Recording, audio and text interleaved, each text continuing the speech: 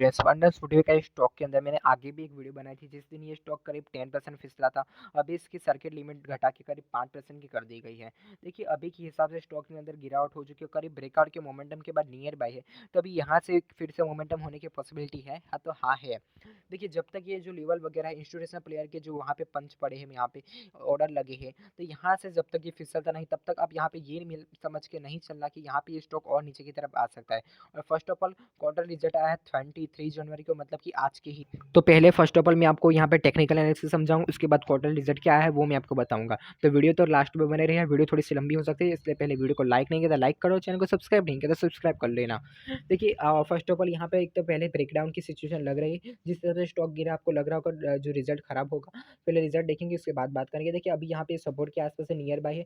यहाँ पे ये कल के दिन अगर इस लेवल को टच करता है 320 वगैरह लेवल को, तो कल के दिन यहाँ पे स्ट्रॉन्ग पॉसिबिलिटी रहेगी, एक स्ट्रॉन्ग सपोर्ट है, यहाँ से बाउंस बैक होना चाहिए। बाउंस बैक की पॉसिबिलिटी स्ट्रॉन्ग है। देखिए ध्यान है कि अगर बाउंस बैक होगा भी तो 9:15 से लेकर 10 बजे तक एक बाउंस बैक हो जाना चाहिए, क्योंकि उसके बाद बाउंस बैक होगा तो फिर यहाँ पे आपका बाउंस बैक हो गए वो टिकेंगे नहीं। क्यों टिकेंगे नहीं?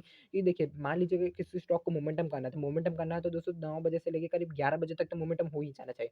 और उसके बाद मोमेंटम होता है जनरली वो नॉर्मली वो पुल बैक होते हैं। पुल बैक मतलब इन द सेंस स्टॉक को गिरना है तो फिर एक पुल बैक चाहिए होता है, स्टॉक को फिर नीचे की तरफ आता है, ऊपर की तरफ जाता है फिर नीचे की तरफ आता है, इसलिए पुल बैक कुछ इस तरह से होते हैं। तो वहाँ पे आपको ऐसे करके फंस मत जाना। क्योंकि यहाँ पे अगर ऊपर की तरफ का मोमेंटम उसके अंदर होना होगा तो फिर 9:15 से लेके 10 बजे तक एक मोमेंटम आपको देखने को मिल जाएगा। उस मोमेंटम को कैप्चर करने की कोशिश करें, वहाँ पे अगर आपको एवरेज प्राइस वगैरह पे एंट्री करने को मिल रही है, अपने अंदर स्टॉक के अंदर और क्वांटिटी ऐड करनी हो तो वहाँ पे कर सकते हो।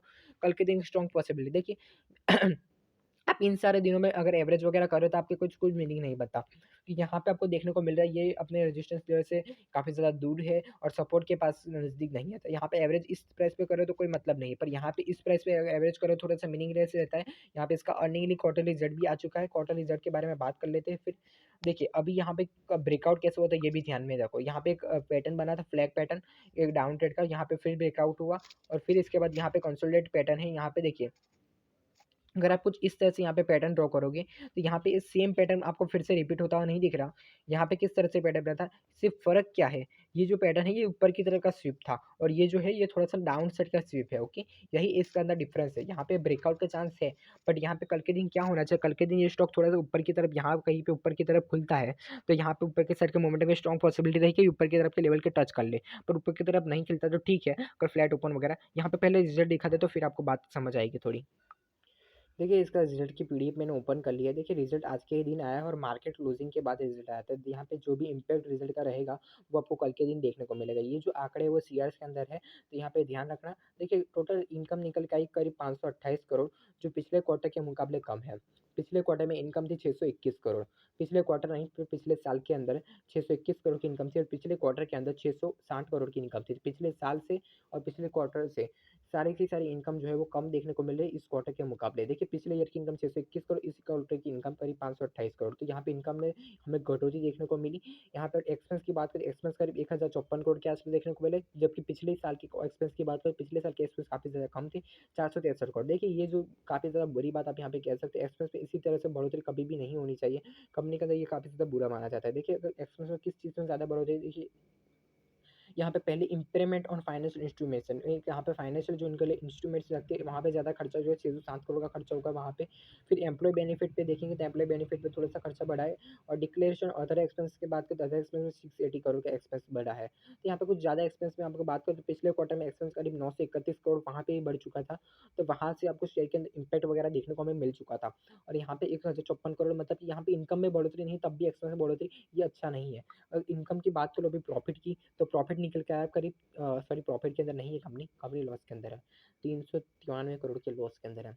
मतलब कि कहीं ना कहीं दोस्तों किसी को ये पता था इस स्टॉक के अंदर कि यहाँ पे इसका रिजल्ट है वो खराब आने वाला है, इसलिए आज के दिन ये स्टॉक लोअर सेक्टर के अंदर यहाँ पे क्लोज हुआ। रिजल्ट दोस्तों ध्यान रखना, रिजल्ट डिक्लेयर नहीं हुआ था, मार्केट क्लोज होने के बाद 16:10 को रिजल्ट आया, मतलब कि 4:10 को। यहाँ पे पिछले क्वार्टर में कंपनी 118 करोड़ के प्रॉफिट में थी, उससे यहाँ सॉरी ये पिछले साल के अंदर कंपनी 118 करोड़ के प्रॉफिट के अंदर थी। इस साल कंपनी के पास लॉस से करीब 400 करोड़ के आसपास का अगर बात करूँ मैं पिछले क्वार्टर में, तो पिछले क्वार्टर में 200 करोड़ का लॉस था। ये लॉस बढ़ के अभी 400 करोड़ हो चुका है। लॉस दुगना हो चुका है कंपनी का। ईपीएस वगैरह आप देखेंगे तो ईपीएस वगैरह दोस्तों माइनस में चल रहे होंगे। यहाँ पे सॉरी माइनस में नहीं, बढ़ चुके हैं। ईपीएस यहाँ पे 55.24 पैसे, मतलब माइनस में ही चल रहा है दोस्तों, बढ़ के माइनस में 55.24 पैसे। और यहाँ पे पिछले साल का ईपीएस देखेंगे तब 16.63 पैसे था। और अभी जो पिछले क्वार्टर का ईपीएस निकल गया था वो करीब 28.60 पैसे के आसपास था। देख रहे हो दोस्तों, रिजल्ट के अंदर बहुत ज़्यादा खराब रिजल्ट आप कह सकते हो। अभी दोस्तों गैप अप वगैरह मैंने आपको जो बात बोली थी ना, वो मैंने आपको इसलिए बोली थी क्योंकि यहाँ पे किसी को पता चल चुका है एक्चुअल में सॉरी एक्चुअल में कि यहाँ पे रिजल्ट दोस्तों खुद से खराब ही है। तो यहाँ पे रिजल्ट में खराबी होने की वजह से दोस्तों आज के दिन ये फॉल देखने को मिला। और यहाँ पे देखा है 4.4 बिलियन यहाँ पे कंपनी ने जो है लॉस किया है दिसंबर क्वार्टर में। Console net loss 4.4 billion loss. यहाँ पे मैंने आपको पहले ये सारी चीज़ें बता दिया था, आपको अच्छा नहीं लगता। बट यहाँ पे जैसे ये अभी सपोर्ट कल के दिन में मैंने आपको कहा जैसे कि स्ट्रॉन्ग सपोर्ट है यहाँ पे। अगर यहाँ पे ये स्टॉक और टिके नहीं, देखिए कल के दिन मेरे हिसाब से स्टॉक गैप डाउन ओपन होगा। और गैप डाउन ओपन होने के बाद ओके देखिए ज़्यादा गैप डाउन ओपन हो जाए, मतलब कि अभी हम कोई प्रेडिक्ट नहीं कर सकते, पर यहाँ पे आसपास ओपन होता है बाउंस बैक की पॉसिबिलिटी है। पर यहाँ पे नीचे की तरफ गैप डाउन ओपन होता है, स्ट्रॉन्ग पॉसिबिलिटी रहेगी स्टॉक अपनी इस लेवल के आसपास टच करने के लिए आ सकता है। तो ये ध्यान रखना ओके। अगर आप वीडियो पसंद है वीडियो को लाइक कर लेना और चैनल पर नए हो तो चैनल को सब्सक्राइब कर लेना। देखिए मैंने आपको समझाया सब कुछ उस हिसाब से ही चलना है। और क्वार्टर रिजल्ट एक नया कंसेप्ट है, तो यहाँ पे स्टॉक नीचे की तरफ गिरेगा। तो मैंने आपको समझा, अगर गैप डाउन बहुत इन सारे लेवल के आसपास हो जाता है फिर स्टॉक अपनी इस लेवल के आसपास टच जाने की कोशिश करेगा। आशा करता हूँ आपको वीडियो पसंद है। वीडियो को नया हो तो वीडियो को लाइक करना मत भूलना।